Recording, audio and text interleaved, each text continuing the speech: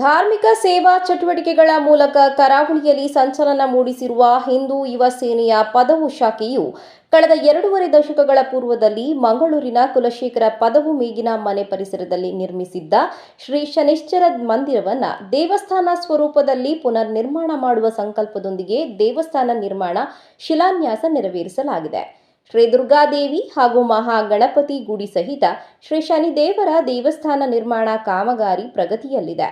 November 2025ರಲ್ಲಿ ಪ್ರತಿಷ್ಠೆ ಬ್ರಹ್ಮಕಲಶ ನಡೆಸಲಾಗುವುದು ಎಂದು ಅಧ್ಯಕ್ಷ ಕದ್ರಿ ನವನೀತ ಶೆಟ್ಟಿ ಪತ್ರಿಕಾಗೋಷ್ಠಿಯಲ್ಲಿ ಮಾಹಿತಿಯನ್ನು ನೀಡಿದರು. ಈಗಾಗಲೇ ಮಂದಿರದ ಸಮೀಪ 8 ಸೆಂಟ್ಸ್ ಸ್ಥಳವನ್ನು ಖರೀದಿ ಮಾಡಲಾಗಿದ್ದು, ಇನ್ನೂ ಹೆಚ್ಚುವರಿ 10 ಸೆಂಟ್ಸ್ ಜಮೀನು ಖರೀದಿ ಮಾಡುವ ಯೋಜನೆ ಇದೆ.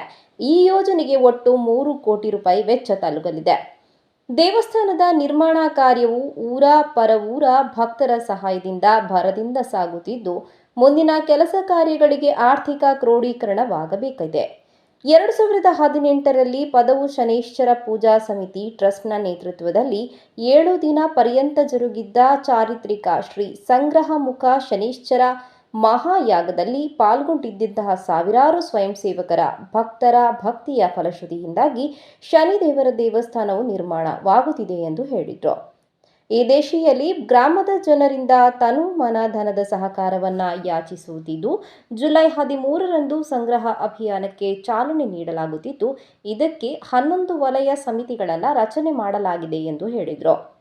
ನವೆಂಬರ್ ತಿಂಗಳಲ್ಲಿ ಬ್ರಹ್ಮಕಲಶೋತ್ಸವದ ಒಂದು ಯೋಜನೆಯನ್ನು ಮಾಡಿಕೊಂಡು ಕಾಮಗಾರಿಯನ್ನು ಮುಂದುವರಿಸ್ತಾ ಇದ್ದೇವೆ. ಆರಂಭದಲ್ಲಿ ಶನಿದೇವರ ದೇವಸ್ಥಾನ ಈ ನಿರ್ಧಾರ ಇತ್ತು. ಮುಂದೆ ಪ್ರಶ್ನಾ ಚಿಂತನೆಯಲ್ಲಿ ಅಲ್ಲಿ ದುರ್ಗಾ ಸಾನ್ನಿಧ್ಯ ಇದೆ, ಜೊತೆಯಲ್ಲಿ ಮಹಾಗಣಪತಿಯ ಒಂದು ಸಾನ್ನಿಧ್ಯ ಕೂಡ ಇರಬೇಕು ಎನ್ನುವ ಸೂಚನೆ ಬಂದ ಮೇರೆಗೆ ಸ್ವಲ್ಪ ನಮ್ಮ ಪ್ಲ್ಯಾನಲ್ಲಿ ಬದಲಾವಣೆ ಆಯಿತು. ಶನೀಶ್ವರ ಗುಡಿ ಪ್ರಧಾನವಾಗಿ ಇದ್ದು, ಎಡಬಲಗಳಲ್ಲಿ ಮಹಾಗಣಪತಿ ಮತ್ತು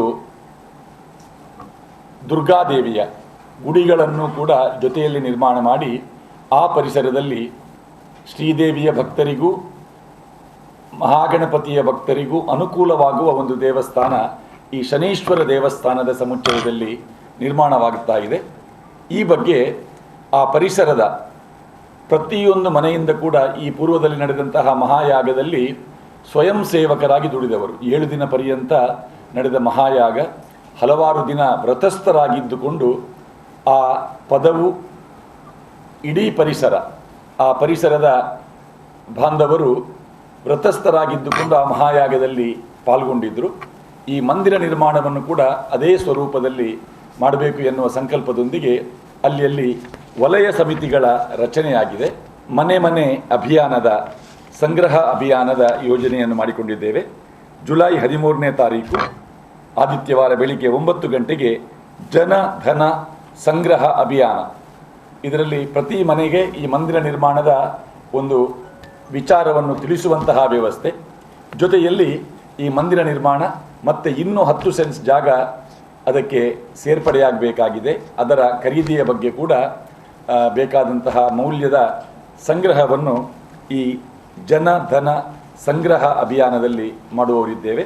ಪತ್ರಿಕಾಗೋಷ್ಠಿಯಲ್ಲಿ ಗೌರವಾಧ್ಯಕ್ಷ ಮೋನಪ್ಪ ಭಂಡಾರಿ, ಪ್ರಧಾನ ಕಾರ್ಯದರ್ಶಿ ಕಿಶೋರ್ ಕೊಟ್ಟಾರಿ, ಮಾತೃಮಂಡಳಿ ಅಧ್ಯಕ್ಷೆ ವಿಜಯ ಅರುಣ್ ಮತ್ತಿತರರು ಉಪಸ್ಥಿತರಿದ್ದರು.